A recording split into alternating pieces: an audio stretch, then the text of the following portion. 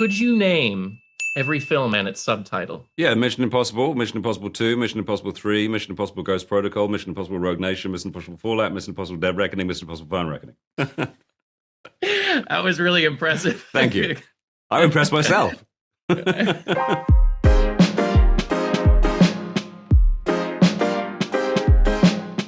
We have Mission Impossible,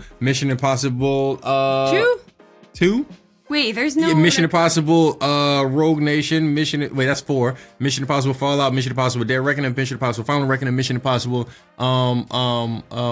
3.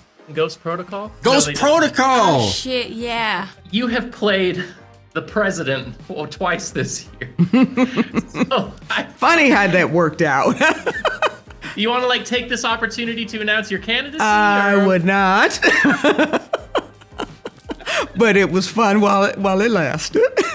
The latest installment came just in time to miss out on the Stunt Oscar, and there's not going to be any for a while. So did the irony of that hit you at all, or was anyone talking about it? I think we don't know because we're not in it for that, genuinely. Regardless of any of that sort of thing, Tom makes movies because he's passionate about them, and he makes them for the audience, not for awards. Genuinely, he so wants to delight mass audiences and wants to make movies that are there designed for the big screen and to be watched collectively.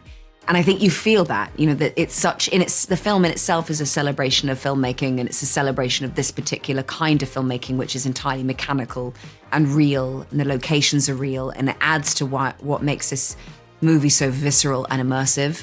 And that, I think, for me, speaks for itself. As this comes to an end, what's the one Tom Cruise story that you would share at dinner parties? Oh my God, there's so many over the years, just so many what I call Tom moments, I remember one time when we were shooting in Morocco, we all went ziplining before we went to Casablanca, and because we had to do it in a certain amount of time, we did a speed zip line. We ran this entire canyon with Tom, and then we ran and we got on this jet and we flew to Casablanca.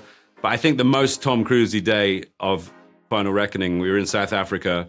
We were shooting the scene when the truck is driving up to the Doomsday vault, and there was a helicopter behind us. It was, following us. Tarzan actually said, hilariously, he was looking around and he said, "Wow, it's like we're in a movie." And I said, "Tarzan, we are in a movie." But we got to the top, and then we'd get out of the car, jump in a helicopter. Tom would fly us back to number ones so we could do the shot again. And Tom would fly through this canyon, with either side of us, showing off, doing kind of aerobatics in this helicopter with me, Hayley, and Pom and Tarzan in the back. We'd jump out, do it again. We got the shot early in the end, and Tom said, "Hey, why don't we go shark diving?" So Hayley and Pom and Tarzan and me were like, "Okay, sure, why not?" So we get back in the helicopter with Tom. He flew us out to the coast. We had a quick tutorial in how not to get eaten. And then we went and got in a cage and we fed sharks for the rest of the afternoon. And that is a Tom Cruise day. Sometimes we were at the studios and then we're wrapping the day, and he was like, "Oh, do you want to ride home?" And the ride home is in a helicopter. So I was like, "Yeah, sure." So he would just fly me or us back to central London with a helicopter. And it was so beautiful because it was sunset. So it was really cool. So yeah, I don't know any other actor who does that or any other movie that, that I've done that with. So that was really special. Mm-hmm. Is your presence in the franchise important to you more so than the coconut cake, or are they on pretty equal standing? Yeah, I love that I get that. Some years more than, depend on my relationship with cake at the moment, cake at Christmas. But it's pretty hard to resist, especially once you take that first bite. Are you getting the coconut cake? Oh, yeah. Yes, every Delicious. Christmas, and I tear it up by myself. So my little technique is to slice it and then to freeze it. And I think it's even better when it's frozen because it's just the texture is so nice and it makes it just slightly less sweet. And with a coffee in the morning, it's just amazing. But it becomes very addictive, and every morning you're craving the sugar and I need the coconut cake. Well, see, my technique is to receive it, eat it within 3 days, and then self-destruct. And now the fate of every living soul on earth is your responsibility.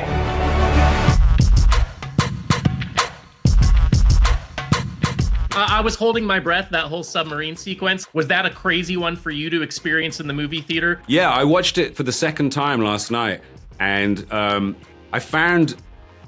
I think the first time I watched it, we were in Tokyo. We were really jet lagged. We were really overwhelmed because we were nervous. We hadn't seen it yet. It was our first time, and we watched it, and it kind of like, we walked out dazed, and I couldn't remember it. I just knew I liked it. The second time I watched it, I felt so involved in it. I know I am literally involved in it, but watching it, it was so immersive. And that sequence, the way that McHugh scores that sequence, his idea was that you can't have an orchestra underwater. So all the sound in the underwater sequences has to be something you could hear underwater. So he uses these Russian throat singers and this mega bass thing. It's so incredible. And then you have the revolver, when the sub is turning round, we had this insane gimbal on set, like nothing you've ever seen. And, torpedoes falling everywhere. I looked at my daughter who was watching it with me, and she watched the whole thing with her head in her hands and her eyes wide open and her mouth open. And it was, true, raw cinema. It was fantastic. I remember being on set and seeing the scale of what they were doing and what they were setting out to achieve, and seeing also his suit and his training for it and the extra training he had to do for this particular sequence. And to see the kind of dedication of bettering himself, like every movie for him is a new mountain to climb where he wants to top what he did last time. It's a testament to how committed he is to developing himself as an actor and as a producer. But then getting the chance to see it as an audience member, I get the joy of not having to do it myself. And just being able to go, I was there, I can see that it's all up on the screen. He's so dedicated, and it's phenomenal what he's able to achieve, and it's all for the sake of thrilling an audience. Yeah, I was, to see that, because that's all fresh, fresh eyes, seeing these images for the first time and everything that's going on. It really like ups the stress level of what, Erica's going through on her side. So they, the stress, is a height on both ends, like, will he make it? Will I make it? So I really love that. You never know what you're gonna do. So Tom is like, hey, you want to always be prepared. So he put us through, these different programs, like, motorbike riding, dirt bike, weapons, martial arts, skydiving, drifting, racing. So you go through a particular type of boot camp to be competent and showing that you're able to do any and everything. There was unofficial reports that are now circulating that you're going to be in Doomsday, and everyone's wondering where your chair was. Oh my gosh! I would be delighted to be ever called back and to reprise a role. I loved it. It was such an important part of my life. I'm sure there's so much more that can be done with that character as I've grown and developed as an actor as well. If they want to give me a chair, I will happily sit in it. But I have nothing else to offer. That's news to me. Have you seen Sinners? I have indeed. Yeah, I loved it. Even though it scared me. I saw it through fingers, with one eye, But I loved it. The look of it, the music. Beautiful story. Your boy Coogler is just... I think he's officially confirmed to the world that he's a genius with this one. I think so. I agree. I concur. Now that it's kind of come to an end, how has that changed the trajectory of your life? Oh, man, it's been a 20-year roller coaster. I filmed my first scene 20 years ago this year.